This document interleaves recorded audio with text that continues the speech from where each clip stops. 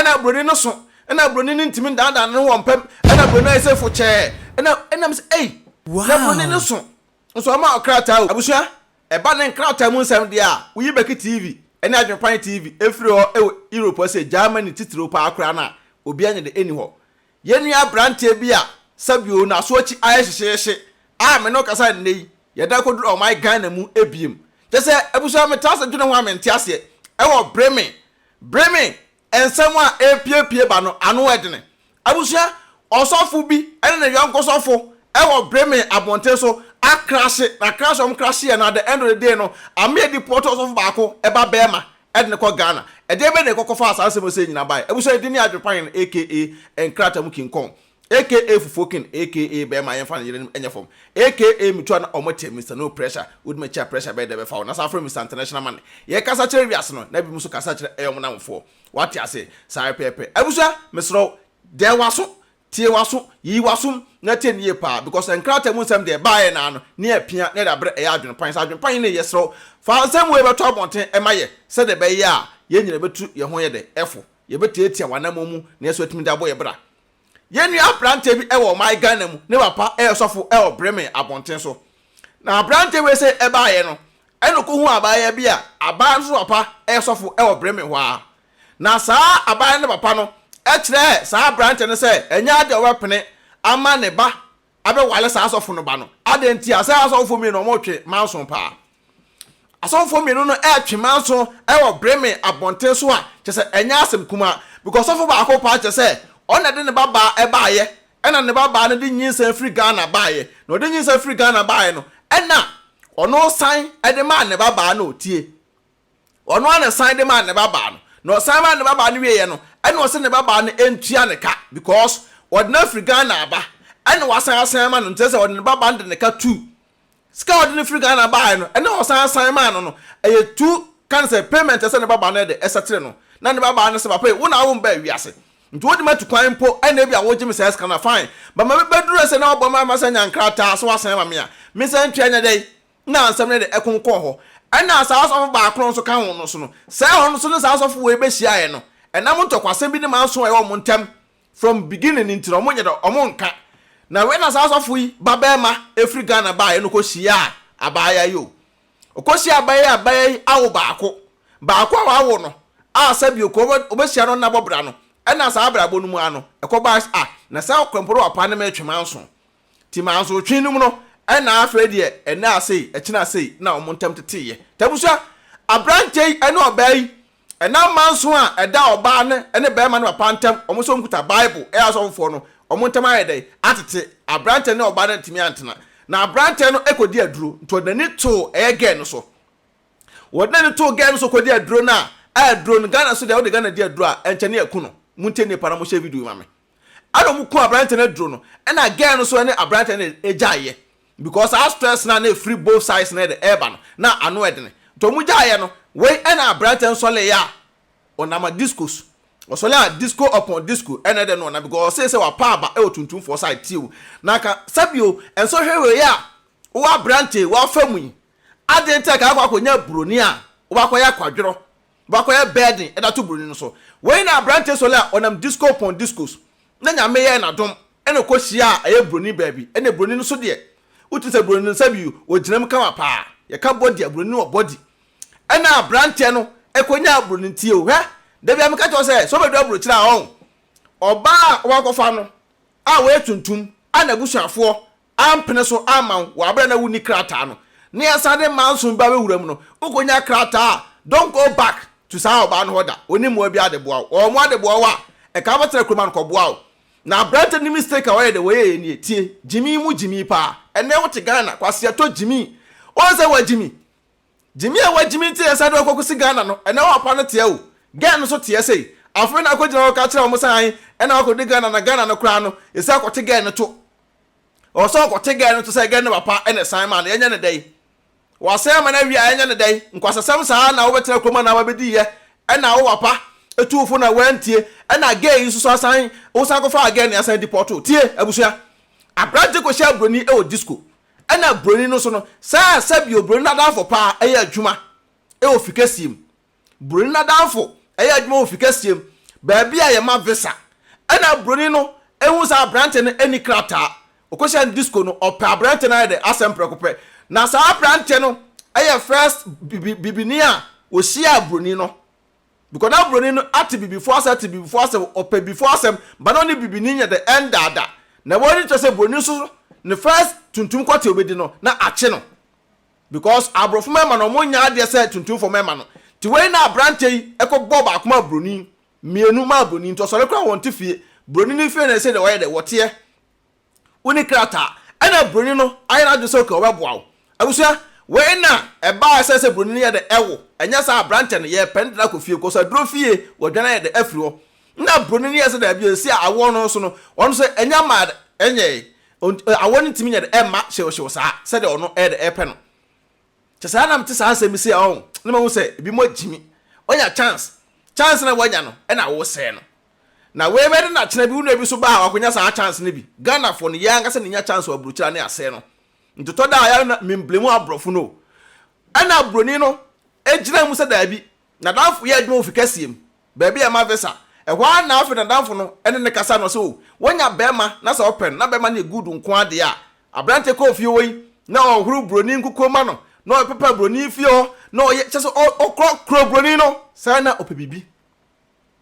abrante kro broni o ne papa kra frɛ sɛ akɔdwo na brɛ fie a wɔso da broni na manya ne de minyame o na papa so ɛne wanya broni de ane bɔ hɔ na yɛ baayɛ no saa de nyina yɛ de bɛfa so ɛde nya nkrata ɛnkɛyɛ but sabio so ufa broni na ni gyae a uni nyae kwampa so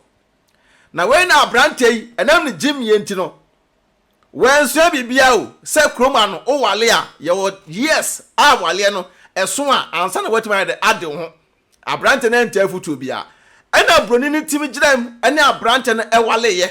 ena deport abrante no omtwitwa saa nkrata nim nyina ena ma abrante no eye 1 year ti 1 year be se na de ma abrante because normally no ka wale e wo kroma ene obi ekuta German passport e wale a kema 3 years with article 28 but abrante no kwa ne de enam stubborn a oye wadro fie o enam nyoma bia oye ya sabio osan dwane ye ntino abrante no kwa ekoma no eye article 25.5 yema abrante no article 25.5 ene sama ne 1 year visa nti sabio abrante no odwono a wonte ase ba na se koma ne ye de eda ho because our visa bi say de ma ne ye jafru nsema eye simple na abrante no nya visa no wie instead of say enkobetena ase na wode krata na kwakwa ye adwuma na watima benefit wom na watimi de saa odo na one broni ne tenae no esu a kire broni no abrante nya krata na no ena na adwene sansan ye saa bibini ba ya ote bremia ene ote wo bema fro edi ne to no ena abrante no esi da bi wo wo za bibini ba no romantic pa bibini ba no ya de wo mpam esi broni no saa de bibini ba no wo sa konta abrante so le a no wo sa ko she bibini ba no fie kwakwa kodi no abrante so le a no wo sa ko bibini ba no akodi no ena sabio bibini ba no so no saa tam no ono wonte ne papa fie biem onte fie obiem o eti papa no any full control e de e wo no so sa first pa no wei ena bibini ba yi asakokofa nyinsen wasa akwa nyima ama abrante no na nyinsen no onyeme se na bibini ba no so kwa bema wofro ene ne deda ntabusua bibini ba yi awo na owo ya no ena ono de nim se wode saa abrante ya wode broni no ete no ena ayede awo nta bibini ba na atwa no ho enim so kwagya abrante na friboni ni nsam because e say no to free no papa fie na o ka che broni no na broni nya broken heart ni nyina chine broni no e forget ye onko ye DNA pie bae se enya abrante na afa no adi okay fast forward bibini ba na te wonom ene se ohunu don fona brabo nye de enye adwene woni tirim ansa obepa de bi e da ya abrante no na wei ena abrante no so sabio na makwadworo ai wonu muntino ene maseme wonu muntino we nyina cha broni ni eda cha wono nka debe na ka beye ese ka ustibi san show odo ede kire no ena broni no so ena broni ni ntimi dada no wompem ena broni ese fo che ena ms na broni no so ama okrata o broni ntimi dada no wompem ama okrata bibini bai a sabio wonu ne kode da ya ne papa ampene anne no wakonya broni na wo sa ko back ene bibini bai kodi ne esie no abibini ba na nyem ye na se anya onkwana ne da ade ne bie mu a enye wo no sabi kase kasi cross abrante na anti efutu wantrefo because say na ogigi scan akra efiri say bibini ba no eho nti na ayeda aso ne dentonim say obesa akwa abonta akopɛ ɛyɛ abɔmwanfo na abɔmtufo no apeskai ede from wo ntosole a na ɔyɛ cancer video call ɛwɔ no phone so fa broni ne nya de enya hwe abusa enti we mu nyina chi no ɛna ɔmo 2 years aba because ne 1 year ne wuye ɛna wuri no ya de ede ma no nti na nka aka 1 year biem ede nanimu a kasa year no so de a nka abrante na ade no ngase one broni no tima tra dem 2 years o saa 2 years na ne wa bɔne abrante na ye no ano ede ne you say the abrante si broni ko no nya de end da biem abrofo so da wunim so mpedie pa saa abrofo yi omonfo mu die eni agro pa ne de abrante why a big mistake tuntum ni ba na ono no ne papa ejina okon so ama wa amwa no eno abeto otrim say usimi sa akọ back ekonya ne de enti no wode wa adwene ko si eye Ghana for ma bi musu because onu so onya krata ayi abusua ensem nyina ne say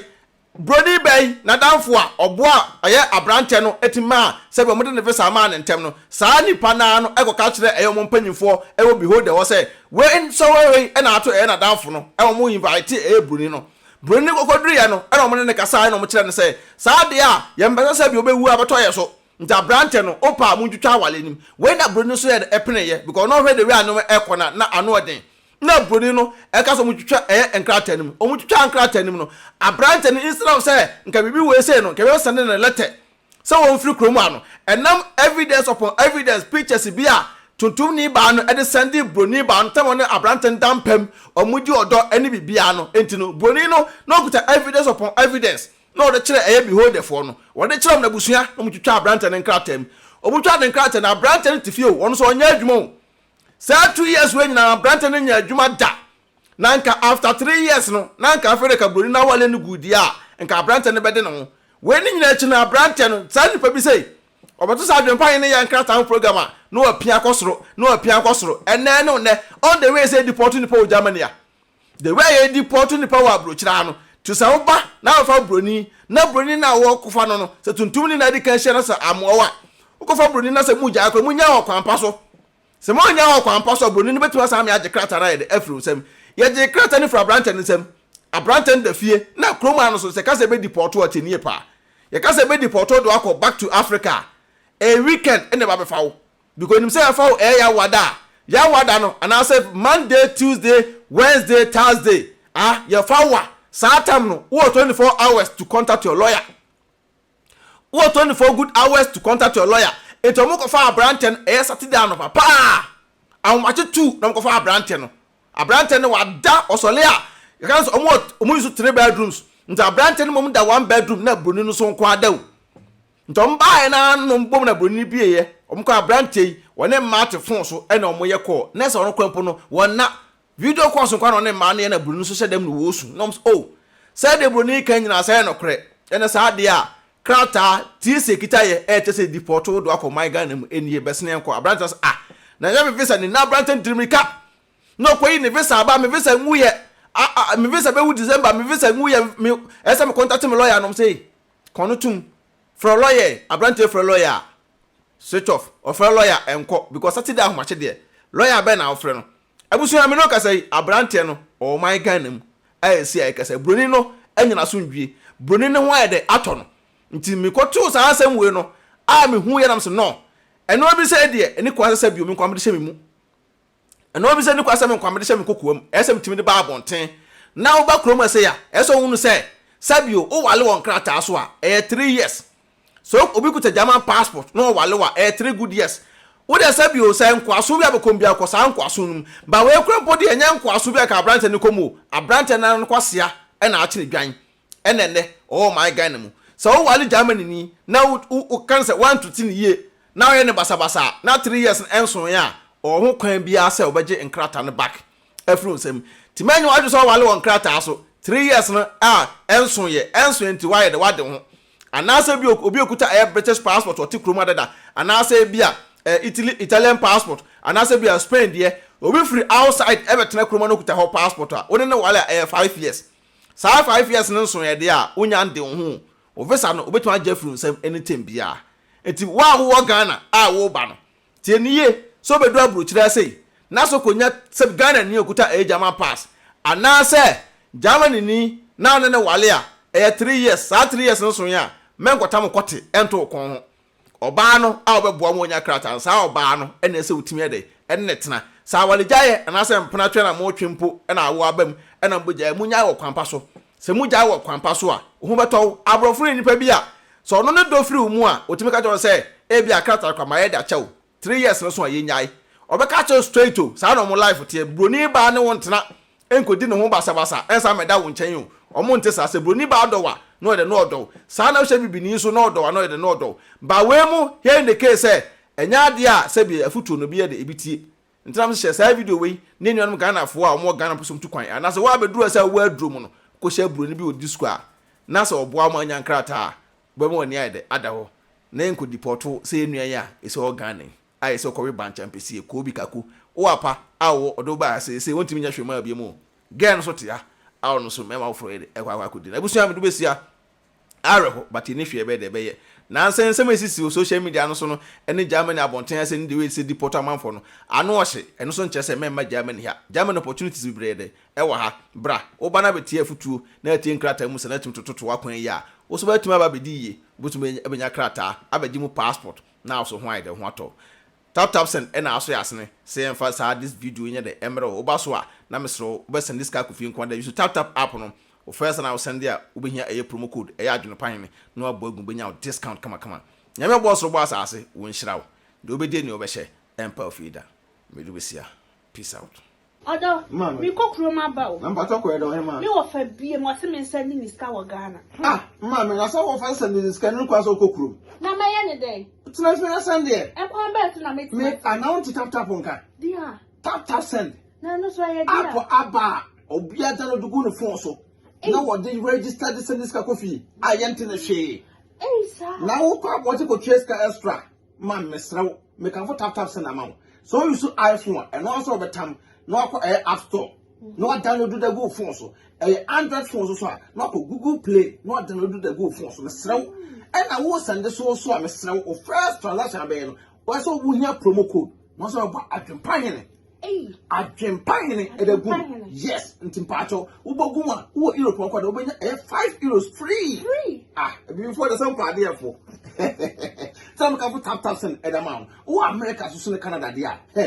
mama $10 to miss now man how oba ho for say enkwa bontin obi akoso pe mpacho u biara no na eko some kwa bontin de ma download this see atena fie mpacho na relax na won se mpie kwa bontin bi mi hu se me kwa bontin mama na ade a am de krampo ni say first one no so credit card nkoma and na de tap Paul amante mo se dikanfo obehu ye mobo